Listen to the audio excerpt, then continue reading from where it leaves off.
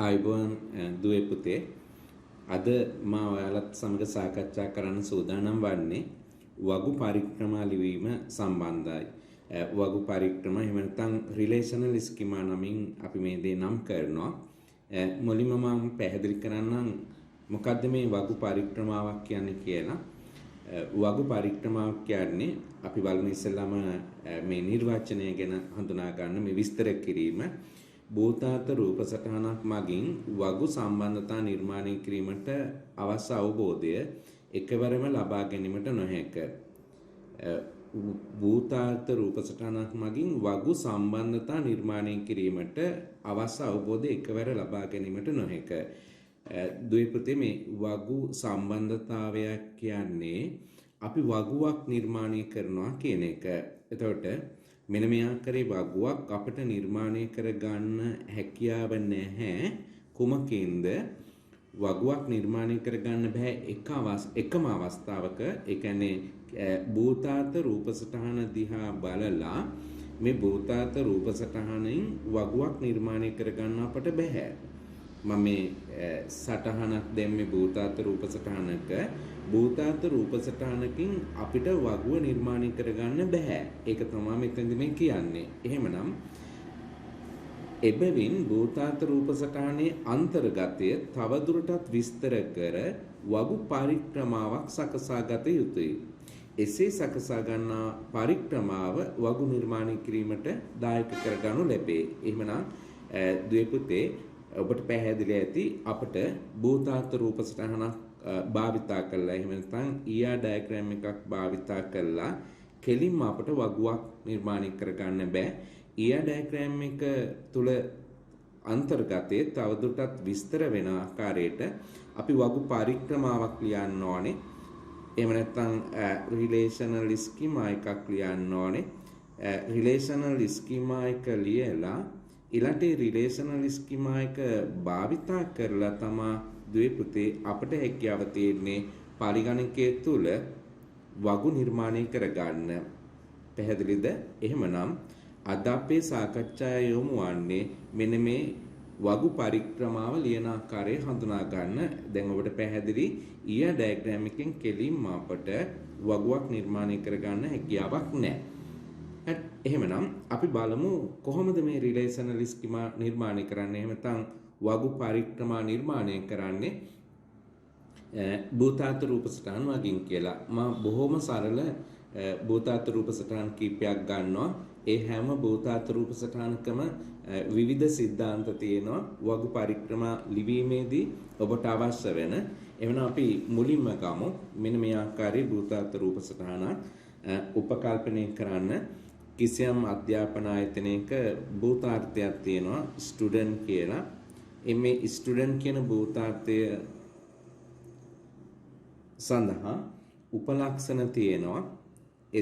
students ID මම එක SID කියලා නම් කරනවා. student ID එක තියෙනවා. student ID එකට අමතරව තියෙනවා students ගේ නම. ඒ name කියලා අපි නම් කරගමු. මෙන්න name කියන උපලක්ෂණය. ඊළඟට ශිෂ්‍යයාගේ ලිපිනය තියෙනවා. address කියලා අපි ඒක නම් කරමු.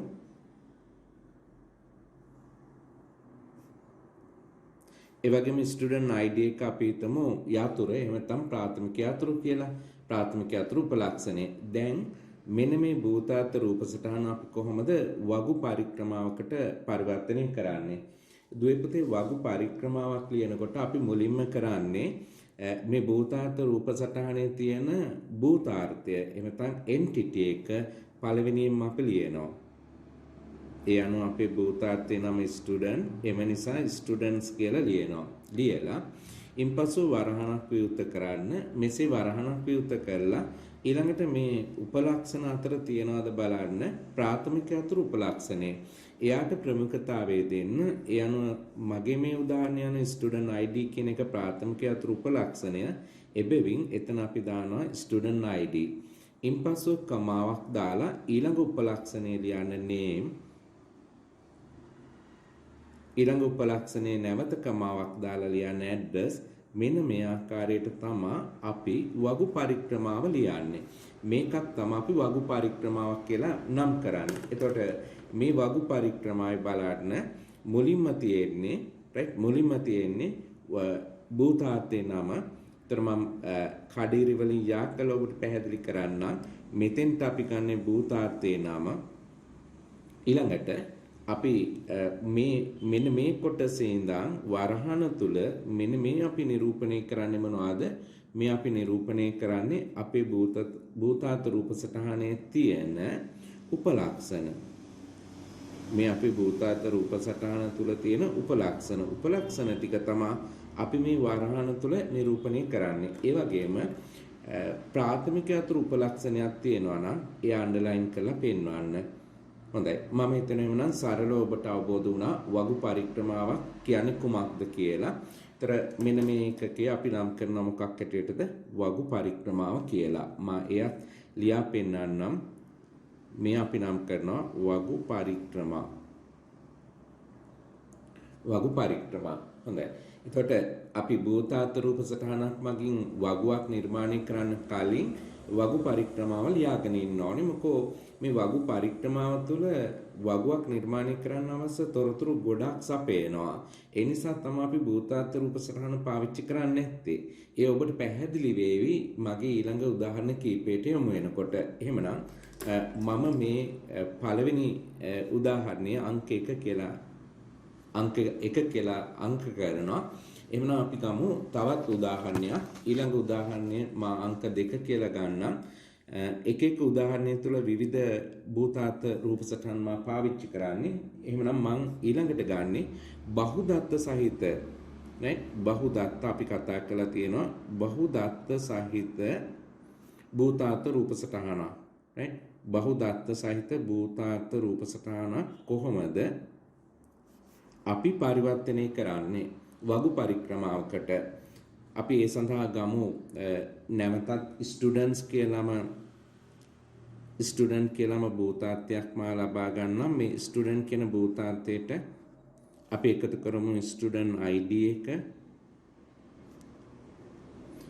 ඊළඟට ස්ටුඩන්ට්ස්ගේ නාම,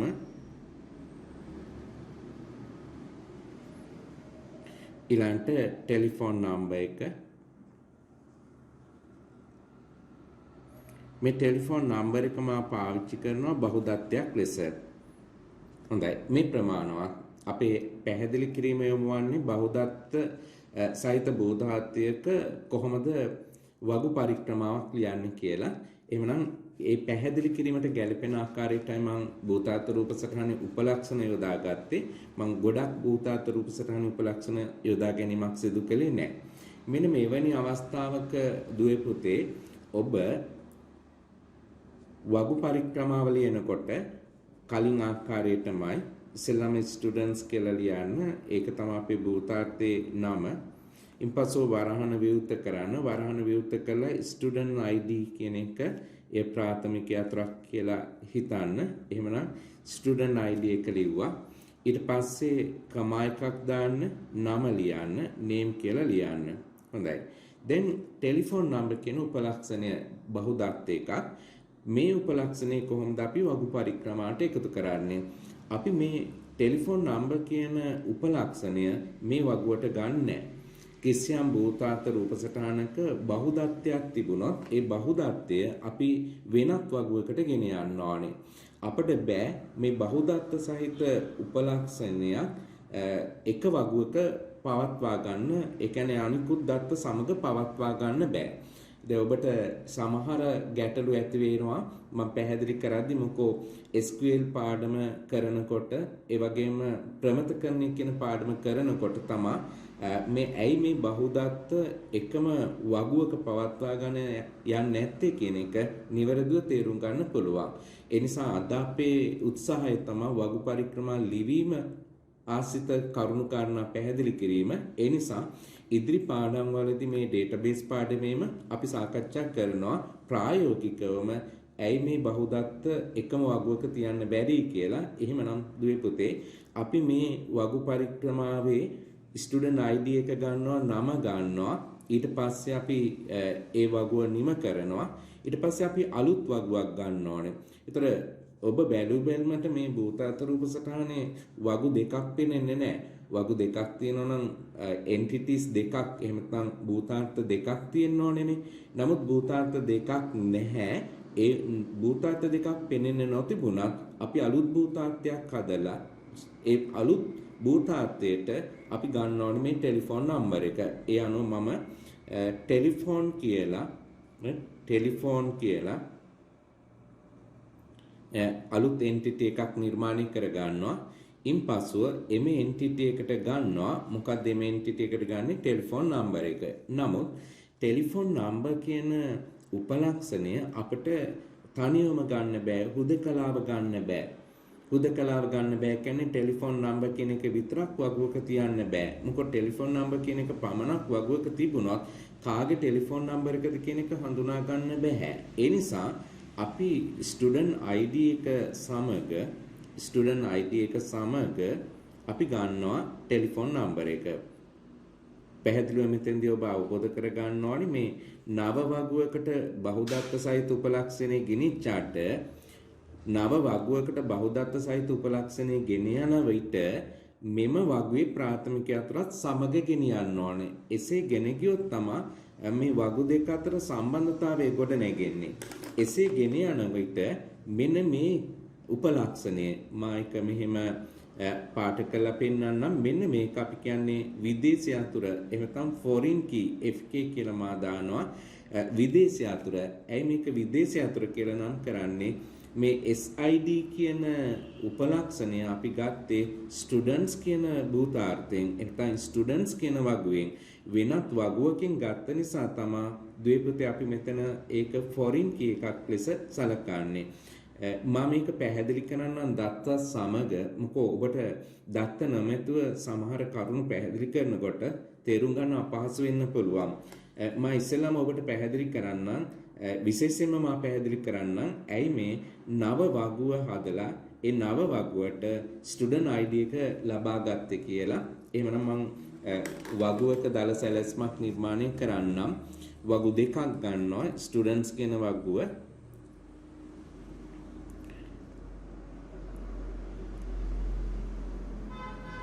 ස්ටුඩන්ට් වගුවේ මේ වෙනට පවතින ස්ටුඩන්ට් ID එක ඊළාට ස්ටුඩන්ට්ස්ගේ නාම පවතිනවා.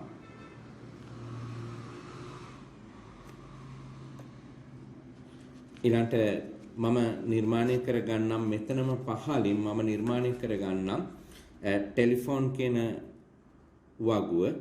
ඒතර අවබෝධ කරගන්න මේ වගු පරික්‍රමා දෙක භාවිතා කළා තමයි අපි මේ වගු නිර්මාණය කරන්නේ. මේ වගු නිර්මාණය කිරීමේදී යොමු වෙන්නේ භූතාර්ථ රූප සටහනට. මොකෝ මීට ප්‍රථම දුවල පුතාලව දැනුවත් කරලා තියෙන්නේ භූතාර්ථ රූප සටහනෙන් කෙලින්ම වගු නිර්මාණය කරන්න බෑ. භූතාර්ථ රූප සටහනෙන් පරික්‍රමාව ලියාගෙන පරික්‍රමාවෙන් තමයි අපි වගු නිර්මාණය කරන්නේ. යනුව දෙවෙනි වගුව බවට පත් වෙන්නේ ටෙලිෆෝන් කියලා ලියලා එහි පවතින උපලක්ෂණ SID සහ ටෙලිෆෝන් නම්බර්. මම SID කියන එක ලියන්නේ නැතුව ටෙලිෆෝන් නම්බර් කියන එක පමණක් සඳහන් කරනවා TPNO කියලා. හරි. දැන් අපි උපකල්පනය කළ දත්ත කීපයක් ඇතුල් කරමු. අපි හිතමු ශිෂ්‍යෙක් ඉන්නවා අංක 1. එයාගේ නම සමන්. එතකොට මෙයාගේ දුරකථනයක් තියෙනවා. මෙයාට දුරකථන අංකයක් තියෙනවා. එහෙමනම් ඒ දුරකථන අංකේ මම මේ වගුවේ ලියනවා 071යි 44යි 56යි 60යි. හරි 7 right. මේක තමයි දුරකථන අංකය කියලා හිතන්න. දුරකථන අංකය ගැන හිතන්න එපා. මේ දත්ත ගැන හිතන්න එපා. මේ view ගැන තමයි ඔබ අවධානය යොමු කරන්න ඕනේ. හරිද? right. එහෙමනම් දැන් හිතන්න දැන් මේ දෙවෙනි වගුවට ඔබේ අවධානය යොමු කළොත් ඔබට පේනවාද මේ ටෙලිෆෝන් නම්බර එක කාගේද කියලා හඳුනා ගන්න පුළුවන්ද? අපි දැන් මේ විදිහට වගු දෙකේ දත්ත සැසඳීමක් කළොත් එහෙම නැත්නම් ඒ දත්ත වලට අවධානය යොමු කළොත් අපිට පුළුවන් ද කාගේද මේ දුරකථන අංකය කියන එක හොයාගන්න. අපිට මේ දුරකථන අංකය කාගේද කියලා සොයා ගන්න බැහැනේ. එහෙමනම් අන්න ඒ නිසා තමයි දරුවනේ නව වගුවක් හදනකොට ඒ නව වගුව තුලට ගෙනියන උපලක්ෂණය ඇතුල් කරනවා වගේම මේ වගුවේ තියෙන ප්‍රාථමික යතුරත් නව වගුවට මෙන්න මේ ආකාරයට අපි ඇතුල් කරන්න ඕනේ. එසේ ඇතුල් කරලා ඊළඟට ඒ උපලක්ෂණය තුල ශිෂ්‍ය අංකය දාන්න ඕනේ. දැන් බලන්න අපි දන්නවා අංක 1 කියන ශිෂ්‍යයාගේ දුරකථන අංකය තමයි මේ. එතකොට එහෙමනම් මෙන්න මේ උපලක්ෂණය වෙනත් වගුවක ප්‍රාථමික යතුරක් නේ. මෙන්න මේ වගුවේ ප්‍රාථමික යතුරක්. ඔබ දන්නවා ප්‍රාථමික යතුර කියන්නේ දත්තයක් අනන්‍යව හඳුනා ගැනීමට භාවිතා කරන උපලක්ෂණය. එහෙමනම් ඒ උපලක්ෂණය ප්‍රාථමික යතුරක්. ඒක වෙනත් වගුවකට ආවහම අනේ එතෙන්දී ඒ උපලක්ෂණය අපි නම් කරනවා ෆොරින් කී එකක් කියලා. විදේශී යතුරක් කියලා අපි නම් කරනවා. පැහැදිලිද? වගු නිර්මාණය කරනකොට SQL මගින් අපි මේ ගැන දීර්ඝව සාකච්ඡා කරනවා. පැහැදිලිව ඔබට අවබෝධ කරගන්න පුළුවන්. දැනට ඔබ අවබෝධ කරගන්න ඕනේ බහුදත්ත සහිත භූතාර්ථ රූපසටහනක බහුදත්තය අපි වෙනත් වගුවකට ගෙනියනවා. එසේ වෙනත් වගුවට ගෙනියද්දී අදාළ භූතාර්ථයේ ප්‍රාථමික යතුරත් එම නව වගුවට අපි ගෙන යා යුතුයි. මේ තමයි දෙවැනි ආකාරය. එහෙම අපි හඳුනාගත යුතු තවත් ක්‍රමවේදයක් වගු පරික්‍රමා ලියද්දී. ඒ අනුව දැන් ඔබ දන්නවා බහුදත්ත සහිත උපලක්ෂණ පවතින අවස්ථාවකදී කොහොමද ඒ සඳහා වගු පරික්‍රමාව නිර්මාණය කරන්න කියලා. ඒ අනුව අපි බලමු එහෙමනම් තවත් ඒ වගේම උදාහරණයකට යමු වෙන්න. ඊළඟ උදාහරණයට මා ගන්නේ දුර්වල භූතාර්ථ සහිත අවස්ථාවක්.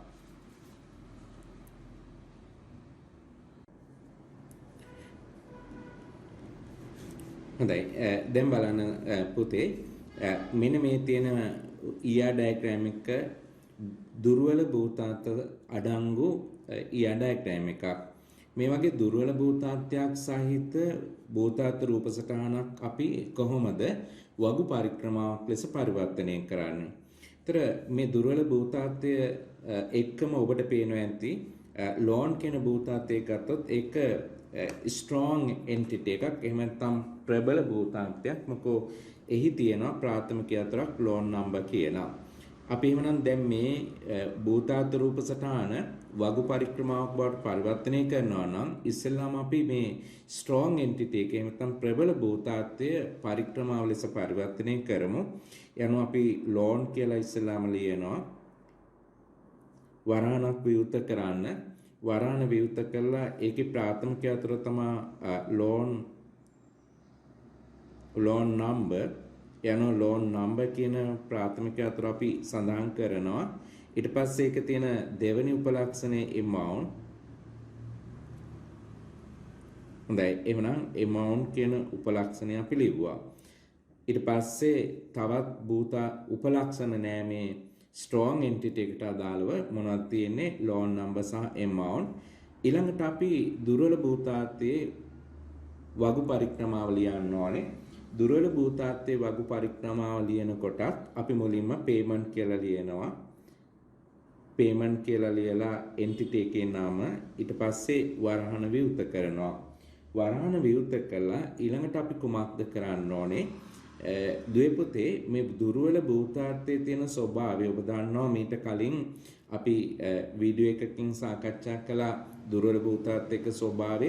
එතන මේ දුර්වල භූතාර්ථයක තියෙන ස්වභාවය තමයි එම භූතාර්ථය තුල දත්තයක් අනන්‍යව හඳුනා ගන්න උපලක්ෂණයක් නොමැති වීම. ඒ නිසානේ අපි දුර්වල භූතාර්ථයක් කියලා හඳුනාගන්නේ. එහෙමනම් දුර්වල භූතාර්ථයක් තියෙනවා නම් එම භූතාර්ථයේ දත්ත අනන්‍යව හඳුනා ගන්න එහි උපලක්ෂණයක් නැත්නම් ඇතැම් විට එහි උපලක්ෂණයක් නැතිව ආංශික යතුරක් තියෙන්න පුළුවන්. ඔබ දන්නවා ආංශික යතුර කියන්නේ මොකක්ද කියලා. එහෙමනම් මෙන්න මේ වගේ අවස්ථාවකදී අපි කරන්නේ strong entity එකේ තියෙන ප්‍රාථමික යතුර තියෙනවානේ. මේ strong entity එකේ ප්‍රාථමික යතුර තමයි අපි මුලින්ම ගන්නේ දුර්වල භූතාර්ථයේ right දුර්වල භූතාර්ථයේ ආරම්භයට. එතකොට අපි ගන්න ඕනේ දුර්වල භූතාර්ථයේ උපලක්ෂණ ලියන්න ප්‍රථම strong entity එකේ ප්‍රාථමික යතුර ගන්න ඕනේ. එතකොට මෙයා කවුරුන් බවට පත් වෙනවද? මෙයා විදේශ යතුර බවට පත් වෙනවා. ඉන් පසුව අපි ලියනවා මේ දුර්වල භූතාන්තයේ තියෙන ආංශික යතුර. ඔබ දන්නවා ආංශික යතුර අපිට හඳුනා ගන්න පුළුවන් අන්ඩර්ලයින් මේ වගේ ඩෑෂ් ලයින් වලින් යොදලා තියෙන එක. එවනම් අපි pay number කියලා right pay_number pay number කියලා අපි ගන්නවා දෙවෙනි උපලක්ෂණය. ඊට පස්සේ අපි අනිත් උපලක්ෂණ ලියනවා සාමාන්‍ය විදිහටම p date ගෙවීම් කළ දිනය ඊළඟට වටිනාකම amount. මෙන්න මේ අයුරිනුයි අපි දුර්වල භූතාර්ථය සඳහා වගු පරික්‍රමා ලියන්නේ. එතකොට දැන් මේ දුර්වල භූතාර්ථයේ දත්ත ගබඩා කළාට පස්සේ මේ ගබඩා කරපු දත්තයක් අනන්‍යව හඳුනා ගන්න අපි භාවිතා කරන්නේ මොකද්ද? එතෙන්දී අපි භාවිතා කරනවා loan number කියන උපලක්ෂණයයි pay number කියන උපලක්ෂණයයි දෙකම. මේ දෙකම භාවිතා කළා තමයි අපිට මේ payment වගේ දත්තයක් අනන්‍යව හඳුනා ගන්න හැකියාව ලැබෙන්නේ. අපි මේ මොහොතේ මේ මාතෘකාවට අනුව මතක තියාගත යුතු කරුණ තමයි දුර්වල භූතාර්ථයක් පැවතිය හොත් ඒ දුර්වල භූතාර්ථයේ වගු පරික්‍රමා ලිවීමට ප්‍රථම එතන මේ වගු පරික්‍රමා ලියනකොට අපි strong entity එකේ එහෙම නැත්නම් ප්‍රබල භූතාර්ථයේ ප්‍රාථමික යතුර අදාළ වගු පරික්‍රමාවට ගන්න ඕනේ. ඒ තමයි අපි මෙහි මතක තියාගත යුතු කරුණ. පැහැදිලිද? නැවත මා කියනවා ඔබට මතක තියාගන්න පුළුවන් වේවි කොහොමද අපි කරන්නේ දුර්වල භූතාර්ථයේ උපලක්ෂණ ලියනකොට එනතන් දුර්වල භූතාර්ථයේ වගු පරික්‍රමාව ලියනකොට ප්‍රධාන භූතාර්ථය එනතන් strong entity එකේ ප්‍රාථමික යතුරු අපි ගන්න ඕනේ. ඒතර එහෙම ගත්තාම මෙන්න මේ උපලක්ෂණය foreign key එකක් බවට පත් වෙනවා. මේක foreign key එකක් බවට පත් වෙනවා. මොකෝ මේක වෙනත් වගුවකින් අපි ලබාගත්ත නිසා. අපි එහෙමනම් දැන් මේ සාකච්ඡා කළේ දුර්වල භූතාර්ථ සහිත අවස්ථාවකදී වගු පරික්‍රමා ලියන ආකාරය යනවා. මේක මම අංක 3 කියලා නම් කරනවා. මෙහිදී මා ඔබට පැහැදිලි කළේ දුර්වල භූතාර්ථ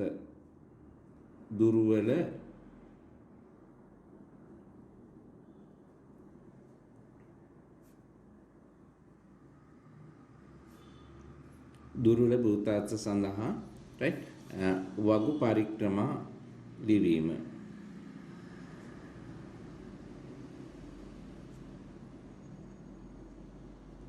හරි. අපි එවනම් ඊළඟට බලමු.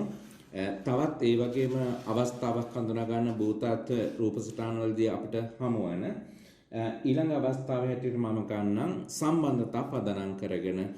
ඔයාලා දන්නවා සම්බන්ධතා ආකාර කීපයකින් අපිට භූතාර්ථ රූපසටහන් වල හමු වෙනවා. මොනවද මේ සම්බන්ධතා වර්ග?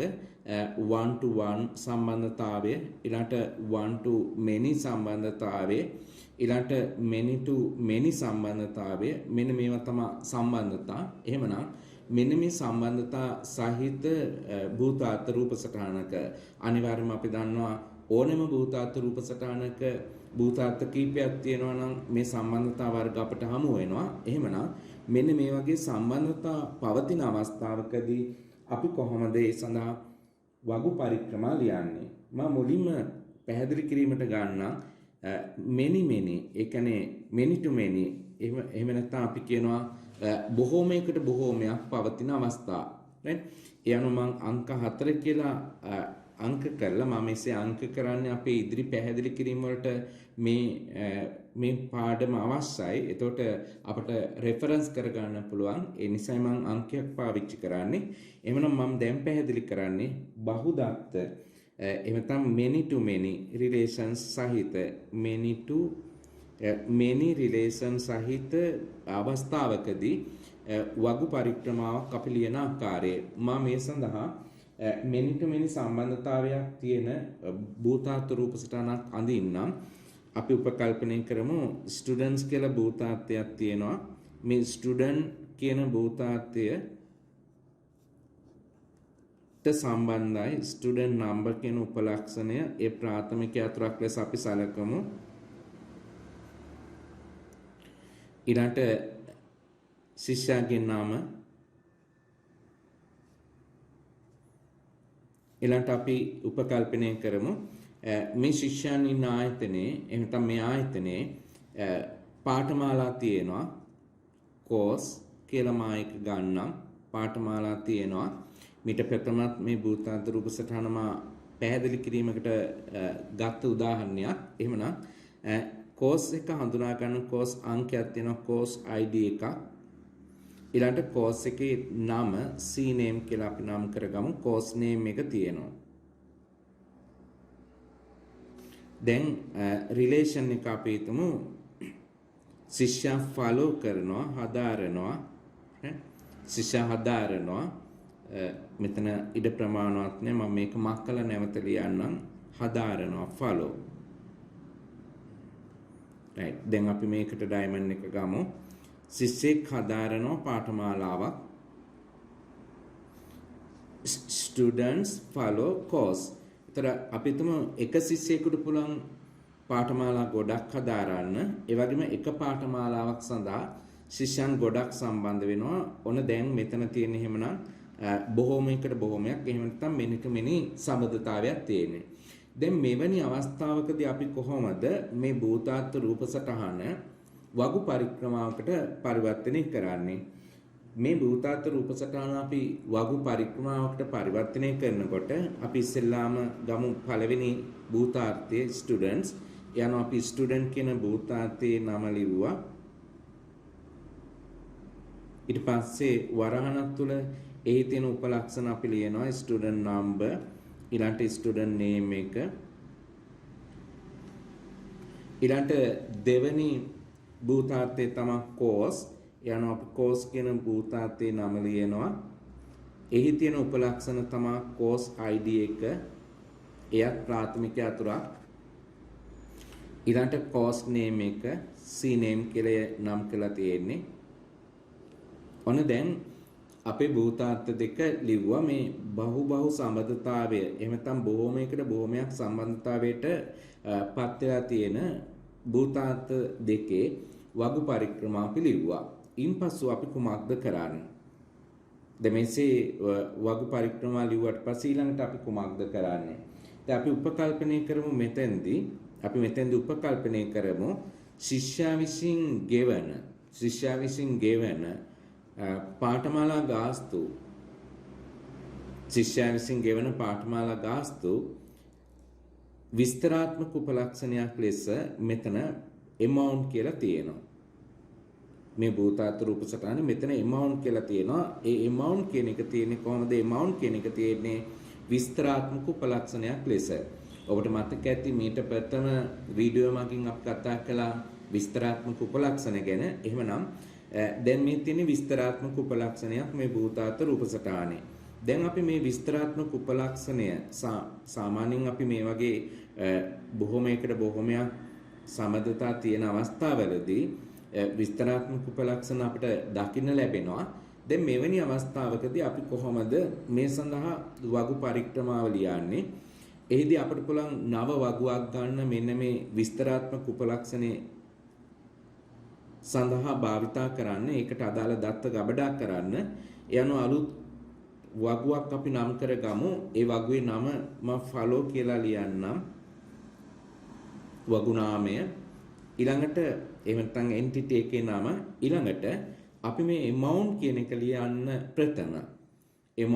ලියන්න ප්‍රථම මෙන්න මේ කරුණ තමයි මෙතෙන්දි වැදගත් වෙන්නේ amount කියන එක ලියන්න ප්‍රථම දෙපස තියෙන right දෙපස තියෙන entity දෙකේ right දෙපස තියෙන entity දෙකේ ප්‍රාථමික අතුරු ගන්න ඕනේ. එහෙමනම් ඉස්සෙල්ලාම අපි student number කියන එකේ ප්‍රාථමික අතුරු ගන්නවා STNO.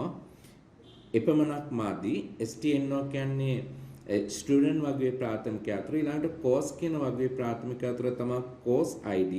එහෙනම් අපි course ID කියන එකක් ගන්නවා. ඉන්පසු තමයි අපි amount කියන එක විස්තරාත්මක උපලක්ෂණ මේ ආකාරයට සඳහන් කරන්නේ. එහෙමනම් ඔබ මතක තියාගත යුතු කරුණ වන්නේ බහු සමදතාවයක් එහෙම නැත්නම් බොහෝමයකට බොහෝමයක් සමදතාවයක් සහිත භූතාර්ථ රූප සටහනක් ඔබට ලැබිලා තියෙනවා නම් එම භූතාර්ථ රූප සටහන ඔබ වගු පරික්‍රමාවක් ලෙස පරිවර්තනය කරනකොට ඔබ කළ යුතු කාර්යය තමයි මේ භූතාර්ථ දෙකම ප්‍රබල භූතාර්ථ ඒ කියන්නේ ප්‍රාථමික අතුරු සහිත භූතාර්ථ ඒ භූතාර්ථ සඳහා වගු පරික්‍රමා මෙසේ ලියන්න.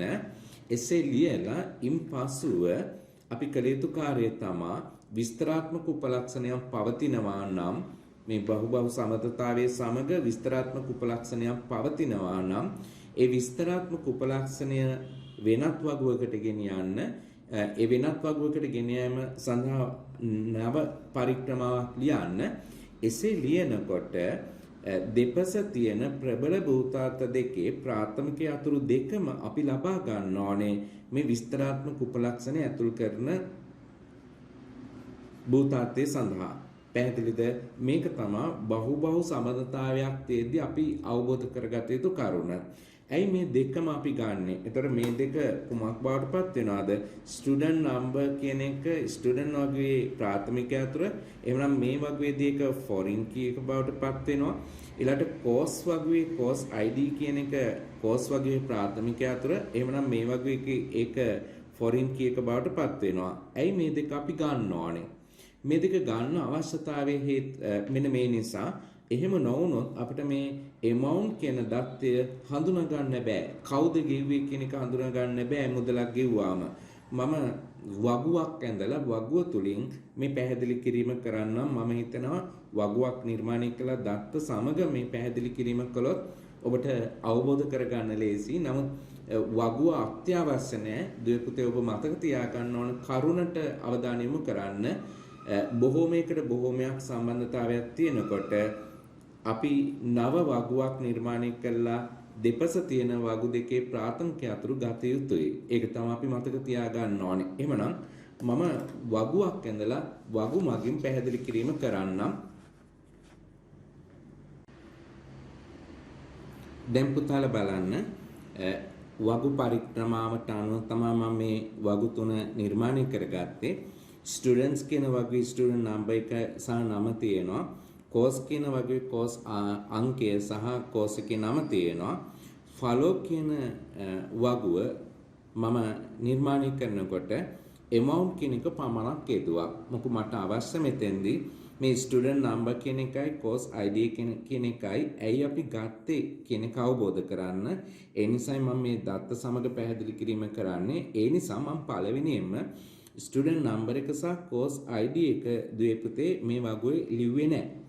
හරි හොඳයි. දැන් හිතන්න එහෙමනම් මෙහෙම අංක 1 කියලා ශිෂ්‍යයෙක් ඉන්නවා. මේ ශිෂ්‍යයාගේ නම සමන්. ඔන්න යාගේ දත්තේ මම මේ ලියන්නේ. මෙයා හදාරනවා මේ ආයතනයේ කෝස් එකක්. මම කෝස් කියන වගුවේ සම්පූර්ණ කරගෙන ඉන්නම් දත්ත කීපයකින්. A10 කියන්නේ ICT. ඊළාට A11 කියන්නේ ඉංග්‍රීසි. අපි මේ කෝස් දෙක පමණක් ගනිමු. එහෙමනම් මේ ආයතනයේ තියෙනවා ICT කෝස් එකක්, මේ ආයතනයේ තියෙනවා ඉංග්‍රීසි කෝස් එකක්. කෝස් එක හඳුනා ගන්න අංකය තමයි කෝස් ID එක. ඒතර එහෙමනම් අංක 1 කියන ශිෂ්‍යයා සමාන් මේ ආයතනයට ඇවිල්ලා මේ ආයතනයේ ලියාපදිංචි වෙනවා මුදල් ගෙවීමක් කරලා ICT කියන කෝස් එකට. එතන මේ ශිෂ්‍යයා ගෙවනවා රුපියල් 5000ක මුදලක්. එහෙමනම් දැන් අපි රුපියල් 5000 කියන එක සඳහන් කරන්න ඕනේ මේ වගුවේනේ. ඒතර මේ වගුවේ අපි රුපියල් 5000 ශිෂ්‍යයා ගෙවන මුදල සඳහන් කරනවා. දැන් බලන්න දුවේ පුතේ මේ වගු තුන දිහා බැලුවාම ඔබට පේනවාද? එමෙතන ඔබට අවබෝධ කරගන්න පුළුවන්ද මේ රුපියල් 5000 ගෙව්වේ කවුද කියලා? අඳුනා ගන්න බෑ නේද?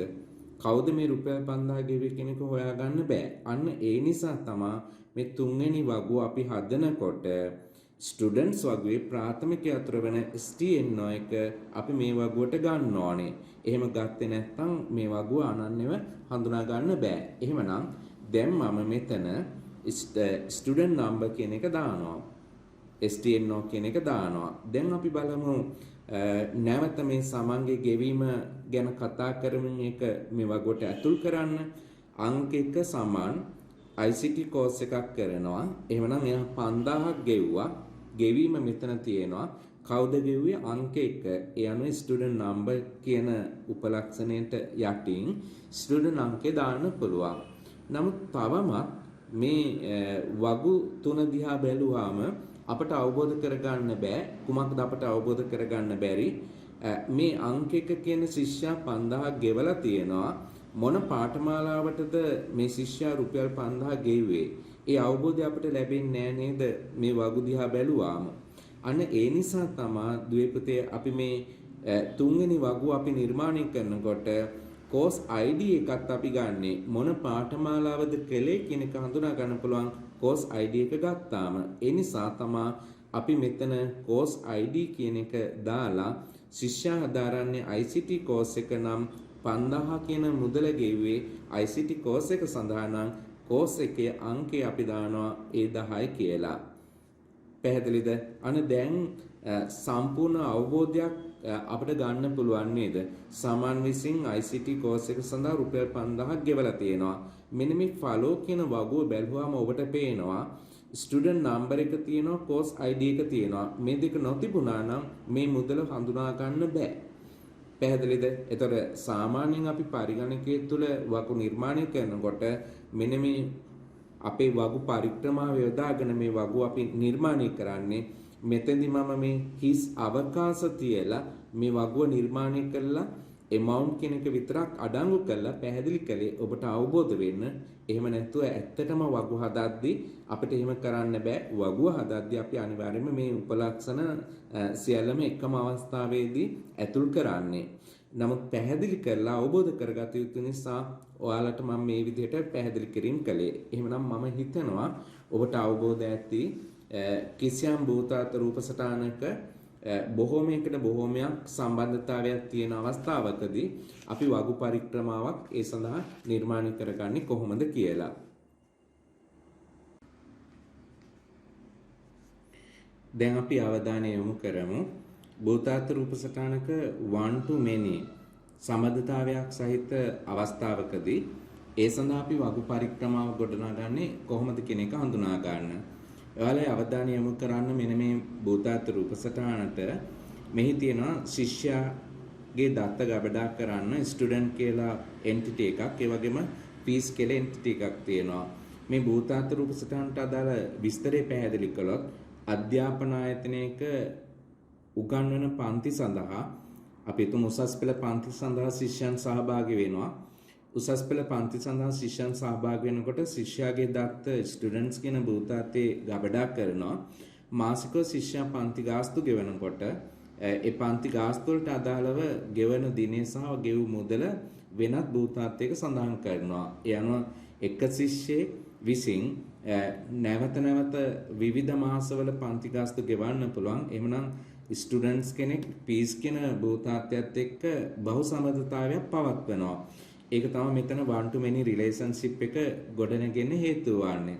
මෙන්න බලන්න මම දත්ත සහිත වගුවකුත් පෙන්වන්නම් මේ භූතාර්ථ රූපසටහනට උචිත වෙන ඒ අනුව මෙතන තියෙන භූතාර්ථයේ නම students මේක students ඊළඟට මේ තියෙන fees students වගේ තියෙන අදාළ අධ්‍යාපන ආයතනයට පැමිණෙන ශිෂ්‍යයන්ගේ දත්ත අලුත් ශිෂ්‍යයෙක් ආවොත් අංකය දෙනවා ශිෂ්‍යයා සඳහා මොකෝ එක ප්‍රාථමික යතුරක් ඊට පස්සේ ඒ ශිෂ්‍යයා හඳුනා ගන්න අංකයෙන් ඉන්පසුව ශිෂ්‍යයාගේ නම මේ ආකාරයට සටහන් වෙනවා ඊළඟට අපි හිතමු කිසියම් ශිෂ්‍යයෙක් අංක 1 කියන ශිෂ්‍යයා ජනවාරි මාසේ පන්ති ගාස්තු රුපියල් 1000ක් ගෙවුවා නම් ඒ ගෙවු මුදල මෙතන සඳහන් වෙනවා ඒ වගේම අංක 2 ශිෂ්‍යයා ජනවාරි මාසයේම අපි තුමු 10/1/2020 එයත් පන්ති ගාස්තු හැටියට රුපියල් 1000ක් ගෙවනවා ඊළඟට නැවත දවසක අංක 1 කියන ශිෂ්‍යයාම පෙබරවාරි මාසයේ සඳහා නැවත පෙබරවාරි මාසයේ පන්ති ගාස්තු ගෙවනවා දැන් ඔබට පේනවා ඇති මේ භූතාර්ථ දෙක එහෙනම් මේ වගු දෙක ගත්තොත් මේ වගු දෙක අතර දත්ත සමග තිබෙන සම්බන්ධතාවයේ එකකට බොහෝමයක් මේ බලන්න සමාන් කියන දත්තේ ගත්තොත් එයාගේ දත්තයට අදාළව පීස් කියන වගේ දත්ත කීපයක් තියෙනවා තවත් මා දත්ත මෙහි අඩංගු කරන්න ඕනේ පුතාලට අවබෝධයි දැන් හිතන්නකෝ මාතු මාසෙත් සමාන් පන්ති ගාස්තු ගෙවනවා නම් මේ වගුවට සමන්ගේ දත්තයක් එකතු වෙන්නේ නැහැ මේ පීස් වගුවට දත්ත නැවත නැවත ලියවෙනවා එහෙමනම් ඒක බහු සම්බන්ධතාවයක් මේ වගු දෙක අතර තියෙන්නේ. මෙන්න මේ වගේ අවස්ථාවකදී අපි කොහොමද වගු පරික්‍රමාව ලියන්නේ? අපේ මාතෘකාවේ එක වගු පරික්‍රමා ලියන ආකාරය සාකච්ඡා කරන්නේ. ඒ අනුව මම අංක 5 කියලා මේක දාලා තිනවා. කොහොම මීට කලින් විවිධ අවස්ථාවලට ගැළපෙන විදිහට වගු පරික්‍රමා ලියන හැටි සාකච්ඡා කළේ. එහෙමනම් මෙන්න මේ වගේ අවස්ථාවකදී අපි කරන්නේ බහුදත්ත තියෙන භූතාර්ථයේ දෙසට අපි ඒකදත්ත තියෙන භූතාර්ථයේ ප්‍රාථමික අතුර ගෙනියෑම තමා වගු පරික්‍රමාව නිර්මාණයේදී සිදු කළ යුත්තේ. මා ලියන ගමන් නැවත පැහැදිලි කරන්නම්. අපි ඉස්සෙල්ලාම වගු පරික්‍රමාව ලියමු ස්ටුඩන්ට්ස් කියන එකට. යන ස්ටුඩන්ට්ස් කියලා අපි ලිව්වා. ස්ටුඩන්ට්ස් දැන් පුතේ මා මේ ලියන්නේ වගු පරික්‍රමාව. ස්ටුඩන්ට්ස් කියලා ලියලා ඊට පස්සේ ස්ටුඩන්ට්ස් කියන එකේ තියෙන ප්‍රාථමික අතර ස්ටුඩන්ට් නම්බර් ඊට පස්සේ කමා ඊළඟට නම නේම් ඉන්පසුව ඒ වහනවා. ඊට පස්සේ දෙවෙනි වගු පරික්‍රමාව පීස් යනවා. අපි පීස් කියලා මෙතන සඳහන් කරනවා පීස්. ඒතර මෙන්න මේ අවස්ථාව තමයි වැදගත් වෙන්නේ. දුවේ පුතේ මේ පීස් කියන භූතාර්ථය බහුදත්ත ගබඩා වෙන භූතාර්ථයක්. ඒතර ඔබ දැක්කම පීස් කියන වගුවේ දත්ත ඔබට පෙන්නවා. එවනම් මේ පීස් කියන වගුවේ බහුදත්ත ගබඩා වෙන නිසා අපි කළ යුත්තේ මොකද්ද? මේ ඒක සම්බන්ධතාවයේ තියෙන ස්ටුඩන්ට් වගුවේ ඒක සම්බන්ධතාවයේ තියෙන මේකේ ප්‍රාථමික අතුර තමයි ස්ටුඩන්ට් නම්බර්. මෙන්න මේ ප්‍රාථමික අතුර ස්ටුඩන්ට් නම්බර් එක right ස්ටුඩන්ට් නම්බර් එක අපි ගෙනියනවා මේ වගු පරික්‍රමාවට. ස්ටුඩන්ට් නම්බර් එක මේ පරික්‍රමාවට ගෙනල්ලා එහි තිබෙන අනිත් උපලක්ෂණ ටික. ඒ කියන්නේ ගෙවීම් කරන දිනය pay date එක ඊට අමතරව ගෙවන මුදල මෙන්න මේ ආකාරයට සදාහන් කරනවා මේ වගු පරික්‍රමය. එතකොට මේක ප්‍රාථමික අතුර මේක මොකද්ද විදේශීය අතුර ෆොරින් කී එක. පැහැදිලිද? එහෙමනම් නැවතම පැහැදිලි කළොත් මෙවැනි අවස්ථාවකදී අපි කුමක්ද කරන්න කියලා බහුදත්ත සහිත භූතාර්ථය සඳහා වගු පරික්‍රමාව ලියන විට බහුදත්ත සහිත භූතාර්ථය සඳහා වගු පරික්‍රමාව ලියන විට ඒක දත්ත සහිත භූතාර්ථයේ ප්‍රාථමික අතුර අඩංගු කරන්න. ඒක තමයි අපි මෙතෙන්දී අවබෝධ කරගන්න ඕනේ. එහෙමනම් එලෙස නිර්මාණය කරපු වගුවක් තමයි මම මේ ඔබට පෙන්නුවේ. දැන් බලන්න මේ. එතකොට මේ ස්ටුඩන්ට් නම්බර් කියන උපලක්ෂණය අපි ගෙනාවේ කොහෙන්ද? ස්ටුඩන්ට් වගුවෙන්. එතකොට ස්ටුඩන්ට්ස් වගුවෙන් මේ ප්‍රාථමික අතුර මේකට ගෙන්නල්ලා තමයි පීස් කියන භූතාර්ථයට අදාළ උපලක්ෂණ ටික මේක දැම්මේ. යම් මේකින් ඔබ මේ ප්‍රාථමික අතුර ඒ කියන්නේ ස්ටුඩන්ට් වගුවේ ප්‍රාථමික අතුර මේ වගුට ගෙනාවේ නැත්නම් මෙන්න බලන්න මම ඒ ටික වහනවා. දැන් බලන්න කුමක්ද වෙන්නේ? අපිට පුළුවන් මේ ස්ටුඩන්ට් නම්බර් එක නැතුව කවුද සල්ලි ගෙවුවේ කියන එක හොයාගන්න බැහැනේ. එහෙමනම් ඒ නිසා තමයි අපි මේ ඒක සම්බන්ධතාවයේ තියෙන වගුවේ ප්‍රාථමික අතර බහු සම්බන්ධතාවයේ තියෙන වගුව දෙසට ගෙන එන්නේ. ඔන්න ඔය ආකාරයටයි ඒක බහු සම්බන්ධතාවයක් තියෙන අවස්ථාවකදී අපි වගු පරික්‍රමාව ලියන්නේ.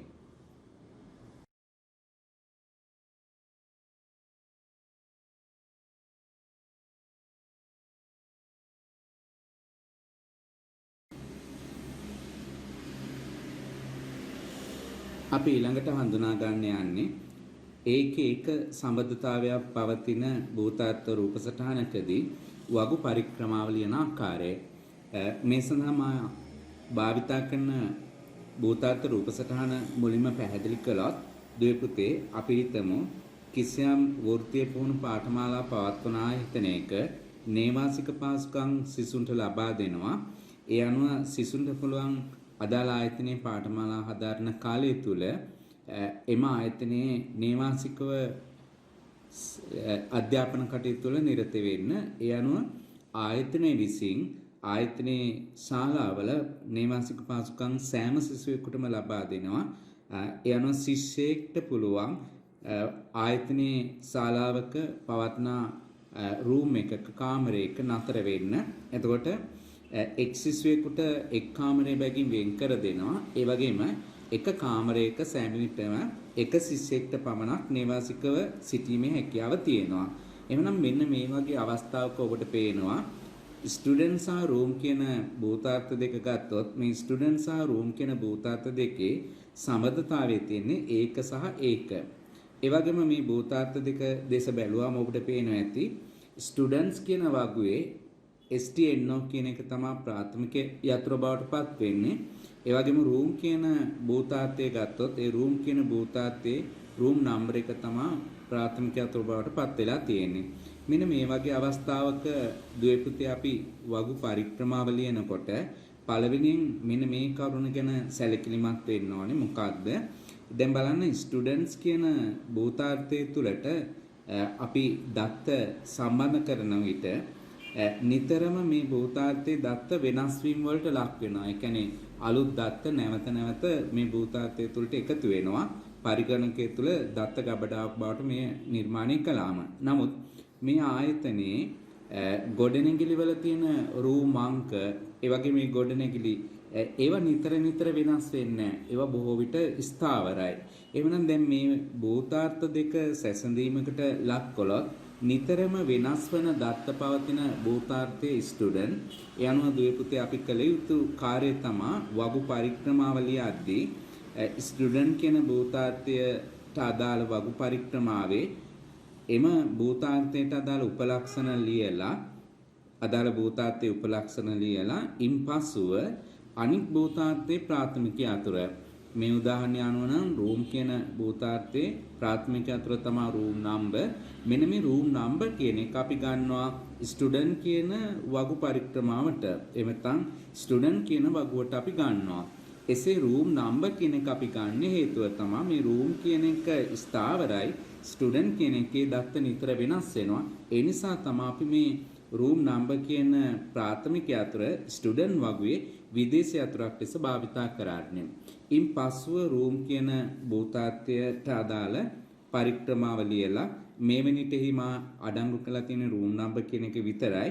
තවත් උපලක්ෂණ පවතිනවා නම් ඒවා සාමාන්‍ය විදිහට අපිට ලියාගැනීමේ හැකියාව තියෙනවා. එහෙමනම් ඒක සම්බන්ධතාවක් පවතින අවස්ථාවකදී අපි වගු පරික්‍රමාව ලියනකොට අනුගමනය කළ යුතු ක්‍රමවේදය තමයි නිතර වෙනස් වෙන දත්ත තියෙන භූතාර්ථය හඳුනා ගන්න.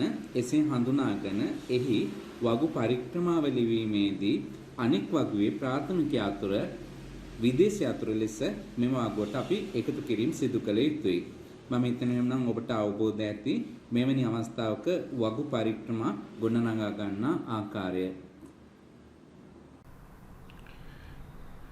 ඒ අනුව මේ දක්වා ඔයාලට මා පැහැදිලි. ඒ අනුව මේ දක්වා වගු පරික්‍රමා ලිවීමට අදාළව අපි සාකච්ඡා කළ කරුණු සාරාංශගතව මේ ආකාරයට හඳුනා ගන්න පුළුවන්. ද්වේපුතේ බහුදත්ත සහිත අවස්ථාවකදී අපි කෙසේද වගු පරික්‍රමාව ලියන්නේ? බහුදත්ත සහිත උපලක්ෂණයේ ප්‍රාථමික යතුර සමග වෙනත් වගුවකට ගෙන යන්න.